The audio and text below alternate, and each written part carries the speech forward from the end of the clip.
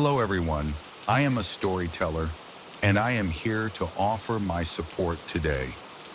I understand that you are likely using this video to help you drift off to sleep. Before we begin, please remember to like the video and subscribe to the channel. I would also be interested to know where you are located and what time it is for you.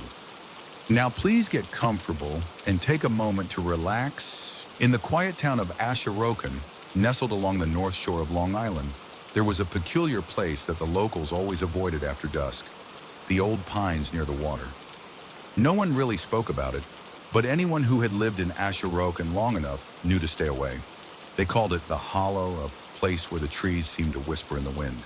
It was one chilly autumn evening when Claire, a curious and adventurous photographer, arrived in Ashuroken to capture the natural beauty of the area.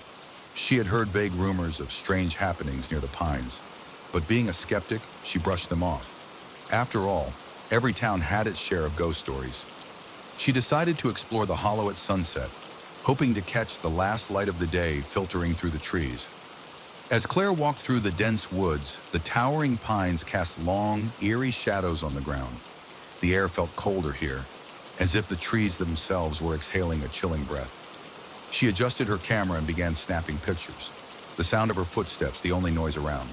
But then, a faint whisper caught her attention. "Turn back." Claire froze. She thought it was just the wind, but the voice felt too clear, too direct. She looked around, but there was no one in sight, just the wind rustling the leaves. She shrugged it off and continued walking deeper into the forest, determined to get the perfect shot. But the whispers grew louder. "Leave now!" Her heart began to race. She turned to leave, but something strange happened. The path that she had followed seemed to change. The trees seemed to shift, as if they were closing in around her. The sunlight grew dimmer, and the once familiar forest now felt like an unfamiliar labyrinth. Panic set in as she turned around, desperately trying to find a way out. But the more she moved, the more the trees seemed to distort, their trunks twisting unnaturally. The whispers were now surrounding her, chanting in a language she didn't understand. And then she saw it, an ancient figure standing at the edge of the trees, its hollow eyes staring into her soul. She tried to scream, but no sound came out. The figure began to move toward her, its form flickering like a shadow, melting into the trees. Claire backed away, stumbling over roots, her breath quickening with fear. She could hear the voice now, loud and clear. "You're ours!" In a panic, Claire ran, her legs carrying her faster than she thought possible. She ran until she finally burst out of the forest and back into the open streets of Ashuroken. Gasping for breath, she looked back, but the forest stood still, silent and serene, as if nothing had happened. She never went back to the hollow again, and she never spoke of it to anyone. But every night, she could hear those whispers in her dreams, calling her name, beckoning her to return. The days following Claire's encounter at the hollow were filled with unsettling silence. She returned to her apartment in the city, but no matter how far she went, she couldn't shake the feeling that something was watching her. The whispers followed her, soft and distant at first, but growing louder each night. It was as if the trees were calling to her, drawing her back to Ashuroken. One evening, unable to resist the pull any longer, Claire packed a bag and drove back to the small town. The air was thick with the scent of salt water as she arrived, the setting sun casting an orange glow over the still waters. Ashuroken looked peaceful, almost too peaceful, and Claire wondered if she had imagined everything. Maybe it had all been the product of an overactive imagination, a result of the isolation in the woods. But as she made her way to the pines, she felt an unexplainable weight in her chest. The trees seemed darker than before, their branches twisting in ways that defied nature. The wind had picked up, but it wasn't the gentle breeze she remembered. It was sharp and biting, like it carried 1,000 voices within it, all whispering the same thing. "Come closer." Despite her fear, Claire pushed forward. She had to know what was really happening in the hollow. Was there something beneath the surface of Ashuroken, something ancient that the town tried to hide? The closer she got, the more the whispers became words and the words became sentences. "You should never have left." As she stepped deeper into the forest, the ground beneath her feet seemed to change. The earth felt soft and spongy, as though it had been altered over time. Claire could see faint markings on the trees now, strange symbols that seemed to shift when she wasn't looking directly at them. Her breath quickened. She could feel the presence of something old watching her. The figure appeared again, but this time it was different. It was no longer a shadow at the edge of the trees. Now it stood before her, fully formed, its face covered by a hood of tattered cloth. Only two pale, glowing eyes peered out from beneath. The air around it grew colder, and Claire could see her breath in the air, despite it being a mild evening. The figure spoke, its voice not from its mouth, but from every direction at once. You returned, but it is too late. The hollow is already part of you. Claire stepped back, fear flooding her veins. What do you want from me? She whispered, her voice trembling. The figure raised a skeletal hand and pointed toward the center of the forest, where the trees parted to reveal an ancient stone altar, covered in moss. The ground around it was stained dark, as though it had soaked in something over the years. Claire could almost hear the whispers of the past, the voices of those who had come before her. You must join us. You must be one with the hollow. With that, the figure dissolved into the air, and the trees began to move. Not with the wind, but as if they had a mind of their own. The bark of the pines split open, revealing dark voids within them. Claire's heart pounded in her chest. She turned to run, but the path had disappeared. The trees had closed in, and she was trapped. Then, just as the air grew thick with dread, she remembered something her grandmother had once told her. If you are lost, the forest will take you, but if you stand still long enough, it will reveal itself to you. Closing her eyes, Claire took a deep breath. She couldn't run. Not anymore. Slowly, she lowered her camera to the ground and stood still, her heart racing. The whispering faded, and when she opened her eyes, the forest had changed. The trees now parted to reveal a clear path leading straight to the altar.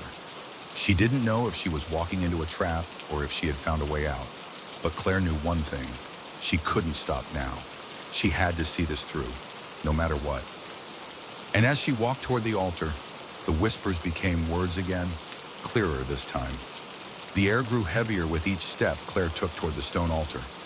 Her feet felt as though they were sinking into the earth, the ground pulling at her like an unseen force. But despite the overwhelming pressure to turn back, she continued moving forward, her pulse thumping in her ears. As she approached the altar, the whispers escalated, no longer a distant murmur, but a cacophony of voices, chanting in unison. The symbols etched into the stone glowed faintly, pulsing with a rhythm that matched the beating of her heart. Claire reached the altar, her fingers trembling as they brushed against the weathered stone. A sudden gust of wind whipped through the trees, and the air seemed to crackle with an unnatural energy. The ground beneath her feet trembled, and for the briefest moment, Claire saw someone standing on the altar. The figure was tall, cloaked in shadow, with glowing eyes that pierced the darkness. Its mouth moved, but the words came out as a low, guttural growl that sent a wave of nausea through her. You are the final one? Claire staggered back, her breath shallow. What do you mean? She whispered, her voice almost lost in the wind. The figure's eyes fixed on her, and its lips curled into a cruel smile. The hollow claims all who wander too deep. You came seeking the truth, but now you will be the truth. A part of us, a part of Ashirokan. Claire's legs felt weak, but she forced herself to stand tall.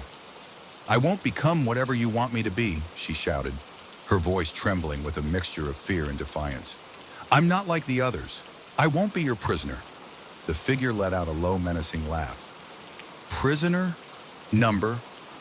You will not be a prisoner. You will be free, free from the pain of the world. You will become one with the forest, one with the whispering pines. All the secrets of Ashirokan will be yours to keep, forever. A wave of intense cold washed over Claire, and the ground beneath her seemed to open up, revealing roots twisted like serpents. The trees groaned as they bent toward her, their branches reaching out, brushing against her skin with an icy touch. With a final surge of strength, Claire turned and ran. She didn't know where she was going. She just had to get away. The woods seemed to shift around her, the path ahead of her changing, as though the forest itself was toying with her. But then, just as quickly as it began, the chaos ceased. The trees fell silent, and the whispering faded. Claire slowed her pace, panting, her chest heaving with each breath. She looked around. Everything was still. And that's when she saw it. In the distance, through the thick underbrush, a familiar figure appeared. A woman standing still like a statue. Claire squinted, recognizing her. It was an older version of herself, her face pale and gaunt, her eyes hollow, staring directly at Claire. "Help me," the woman whispered, her voice soft and haunting. "They will never let you leave." Claire's heart pounded in her chest. She had to find a way out. She turned and ran once more, but the woman's voice echoed in her mind, drowning out all other thoughts. "You're one of us now, Claire. You can't escape. You never could." Just then, a high-pitched scream split the air, a sound that didn't seem human at all. Claire froze in her tracks, her blood running cold. The scream came from behind her. It was the voice of someone in agony. Desperate, Claire whipped around, her breath caught in her throat. The woman, her future self, was now moving toward her, but not walking. She was gliding, hovering just above the ground, her eyes glowing an unnatural white. "You should have stayed away, Claire," the woman said, her voice barely audible, but filled with a deep, ancient sorrow. "The hollow is hungry." The ground beneath Claire's feet cracked open, and from the darkness, something began to rise. It was massive, its form writhing and shifting, something neither fully human nor fully tree. Its face was a grotesque mass of bark and twisted limbs, and its eyes, those glowing eyes, were everywhere.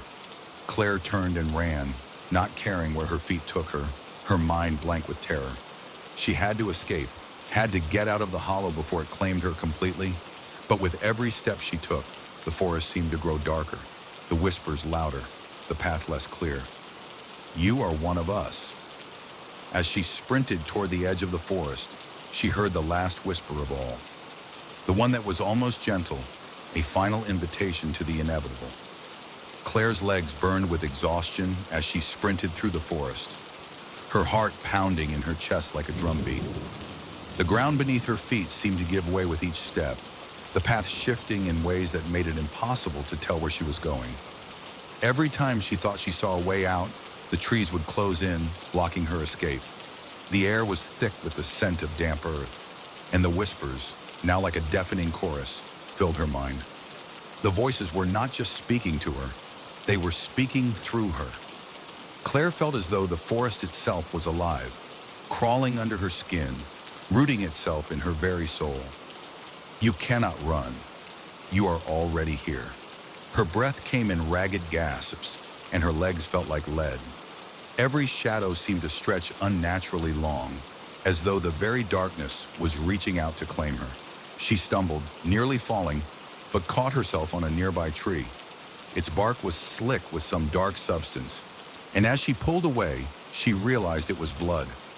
Blood that had soaked into the roots, seeped into the ground beneath her. With horror, Claire realized that the forest wasn't just alive, it was feeding. The hollow was hungry, and it had been feeding for years, drawing strength from the very souls of those who had come before her. She was no different. She could feel the weight of it inside her, pulling her toward the altar, toward her fate. "You belong to us. You will be one with the trees." The voice was no longer the whisper of the forest. It was something else, something that had once been human, now twisted and lost to time. It echoed in her skull, making her dizzy, making her vision blur. She reached out for a branch to steady herself, and the tree groaned in response, its bark splitting open like a mouth, as if the forest itself was alive in a way she had never imagined. Suddenly, everything went quiet. Claire froze, her chest rising and falling rapidly, the cold air stinging her lungs. There were no whispers, no voices, just the sound of her own breathing, echoing in the eerie stillness. She dared to look around, and what she saw nearly stopped her heart. The forest had disappeared. She was no longer surrounded by trees. Instead, the land stretched out before her in a vast, barren wasteland. The sky was black, not with night, but with something darker, something that seemed to stretch into infinity. There were no stars, no moon, just an endless void. In the distance, Claire could make out something. Someone. It was her, but it wasn't her. Not the Claire she knew. This version of herself was older, gaunt, her eyes hollow and empty, her skin pale as death. The woman stood in the center of the wasteland, staring at Claire with an expression that sent a cold shiver down her spine. You left us, the woman spoke, her voice low and raspy. You thought you could escape, but the hollow always claims its own. Claire's heart pounded in her chest as she took a step forward. What is this place? What happened to me? The older Claire smiled, but it was a smile devoid of warmth. This is what happens to those who wander too deep. You were never meant to leave. Asheroken, it calls to you, and now it will claim you. Claire tried to scream, but the words caught in her throat. The air felt thick, suffocating, and no matter how hard she tried to move, her body wouldn't respond. It was as though the wasteland itself was holding her in place, keeping her from escaping. The older Claire took a step toward her. You are a part of this now, whether you accept it or not. The hollow has woven its roots into your soul. You cannot fight it. You cannot run. You are already ours. Suddenly, the ground beneath Claire cracked open, and dark, twisted roots shot out, coiling around her ankles, pulling her down. She struggled, kicking and clawing at the earth, but the roots were too strong. They dragged her toward the center of the wasteland, toward the altar that she had seen earlier. With every movement, the roots seemed to grow thicker, feeding off her fear, feeding off her will to escape. The whispers returned, louder now, a chorus of voices that made Claire's head spin. They weren't just speaking anymore, they were screaming her name. Claire, come home! Her vision began to blur, and the last thing she saw before the darkness closed in was the figure of the woman, her future self, standing at the altar, waiting for her.